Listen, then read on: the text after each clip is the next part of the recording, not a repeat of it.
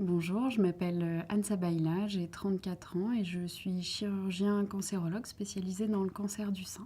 Je quitte l'Institut Curie au bout de 3 ans pour pouvoir m'installer à l'Institut du sein. Ça va me permettre de prendre en charge les patientes un peu plus comme je le souhaite, c'est-à-dire d'avoir une prise en charge où je vais avoir un peu plus le temps, un peu plus d'individualisation du parcours, pouvoir les prendre en charge au mieux. Et ce que je souhaiterais, c'est pouvoir les aider, les accompagner dans la maladie, dans la reconstruction, comme elles, avec le temps, avec le respect, avec la prise en charge qui leur est nécessaire. J'ai fait des études de médecine parce que j'aimais beaucoup l'idée d'un métier utile et en contact avec l'humain, pouvoir aider les autres. Donc à la fin de mon internat, je suis passée dans le service du professeur Rayal en chirurgie à l'Institut Curie et là j'ai décidé, j'ai eu l'opportunité d'y être chef assistante pendant 3 ans où j'ai pu exercer en tant que chirurgien. Pendant ces 3 années, ça m'a permis de me perfectionner dans la chirurgie du cancer du sein et également de prendre en charge la reconstruction de ces patientes atteintes de cancer du sein, que ce soit des techniques de reconstruction classiques ou que ce soit de la microchirurgie. J'ai une chance incroyable de travailler avec des gens formidables et une équipe. Il y a des secrétaires, d'autres chirurgiens. Ça nous permet de discuter des cas compliqués et ça permet du coup d'évacuer un petit peu cette pression. Et puis d'autre part, il y a tout l'entourage personnel qui est primordial et qui est majeur. Mes amis, ma famille, qui sont un soutien incroyable. Et qui permettent ensuite le lendemain de revenir avec la même motivation, le même sourire et la même envie. L'enseignement, c'est important pour moi. Quand on est assistante chef de clinique dans un hôpital, on est en première ligne pour la formation des étudiants hospitaliers, des internes. Et c'est quelque chose auquel je prends un plaisir incroyable. Pouvoir apprendre à un jeune qui découvre notre métier, pouvoir lui apprendre comment prendre en charge une patiente et lui apprendre les gestes techniques, c'est-à-dire que un interne qui rentre dans le service et qui n'est pas autonome sur une intervention chirurgicale et qu'au bout de 3 mois, 4 mois, 5 mois, il arrive à l'exécuter parfaitement, c'est une vraie victoire. Heureusement, le cancer du sein, c'est un cancer qui se soigne et qui se guérit très bien. Parce que heureusement, il y a 85 à 90% des patientes qui vont être guéries par leur prise en charge du cancer du sein, c'est-à-dire qu'elles n'en entendront plus parler ensuite. Dans certains types de cancers, les cancers infiltrants, on va aller enlever ce qu'on appelle le ganglion sentinelle. C'est le premier ganglion qui est situé au niveau de l'aisselle, qui surveille le sein. Il est présent chez tout le monde. Et là, son ablation va nous permettre de l'analyser de façon microscopique, s'assurer qu'il n'y a pas de cellules cancéreuses à l'intérieur et que la maladie ne s'est pas étendue. Si jamais on a la moindre indication que la maladie est allée plus loin au niveau de l'aisselle, on réalisera d'emblée ou après avoir eu le résultat du ganglion sentinelle qui est positif, un curage axillaire, c'est-à-dire d'aller enlever l'ensemble des ganglions situés au niveau de l'aisselle. Ce qui peut faire peur à certaines patientes, ça va être le lymphœdème, c'est-à-dire le bras qui peut gonfler, c'est ce qu'on appelle, les patientes appellent le gros bras. C'est une complication qui heureusement reste assez rare, des curages axillaires, qui va être liée également à la maladie initiale, s'il y avait une atteinte axillaire assez importante, et au traitement que la patiente va subir au niveau de l'aisselle. Ça ne pose aucun problème de reconstruire un sein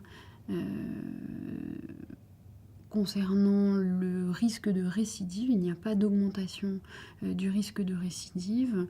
Il n'y a pas de problème concernant la surveillance, c'est-à-dire que les radiologues ne vont pas avoir de problème pour détecter une éventuelle récidive dans un sein reconstruit. Et la troisième chose, ça ne posera pas de problème concernant le traitement de la récidive si jamais il y en avait une.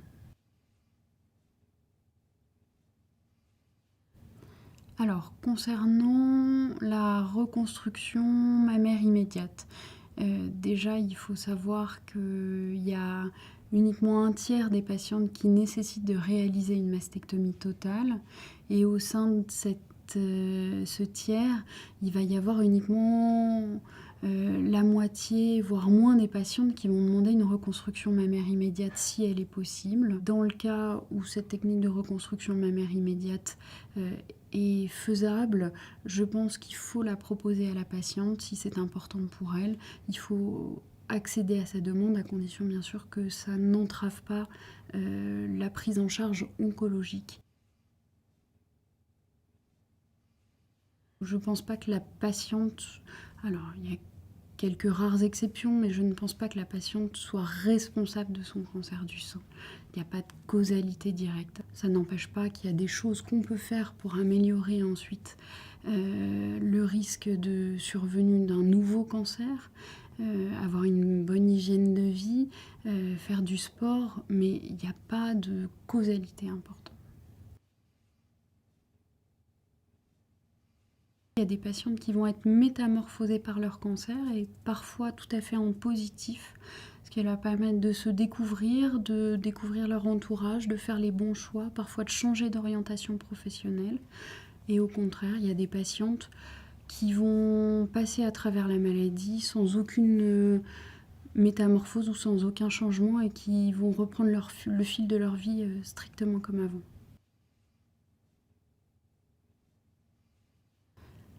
Après un cancer du sein hormonodépendant, la grossesse est possible. La seule chose qui est recommandée, c'est d'attendre quelques années, globalement 2 ou 3 années après le traitement, le traitement du cancer du sein, avant de réaliser la grossesse, s'assurer que la maladie n'évolue pas, ne réapparaît pas. Ça nécessite l'arrêt des traitements anti-hormonaux, en général le tamoxifène, pendant quelques mois avant la réalisation du projet de grossesse, car celui-ci peut être toxique pour le fœtus. Par la suite, une fois que le projet de grossesse est réalisé, dans ce cas-là, on reprendra le traitement anti-hormonal pour une durée de 5 ans. Globalement, une patiente qui a eu un cancer du sein a le droit de vivre strictement comme avant. Elle peut faire tous les sports qu'elle souhaite, elle peut faire de l'haltérophilie, de la boxe taille, peu importe. Tant que ça lui fait du bien, que ça lui fait plaisir, il n'y a aucune contre-indication à faire un sport. On sait même que ça diminue le risque de récidive. Nous, on prend en charge la patiente, sa maladie, mais on n'a pas forcément les moyens, le temps d'accompagner suffisamment le mari, d'accompagner suffisamment les enfants, d'accompagner les amis ou la famille. Et eux, ils vont avoir un rôle majeur aussi dans le vécu que la patiente a de sa maladie, dans la prise en charge de ses traitements, dans son acceptation des traitements, dans tout ça. Et c'est vrai que ce serait bien qu'on puisse mettre en place quelque chose pour eux. Sous quelle forme, c'est à définir, mais je pense qu'ils sont des éléments clés de la prise en charge et qu'on sous-estime de façon trop importante. Peut-être qu'il faudrait pouvoir mettre en place pour ces accompagnants des structures qui leur permettent d'aider au mieux la personne qui est malade, de pouvoir l'entourer au mieux pour que la maladie se passe au mieux pour elle. Concernant les associations de patientes, je pense qu'il y a un vrai rôle de ces associations de patientes pour amener une information qui n'est pas médicale. Les groupes de patientes vont avoir l'occasion d'amener une expérience vécue qui peut être pour certaines patientes très bénéfique dans leur prise de décision ensuite du type de reconstruction ou de prise en charge.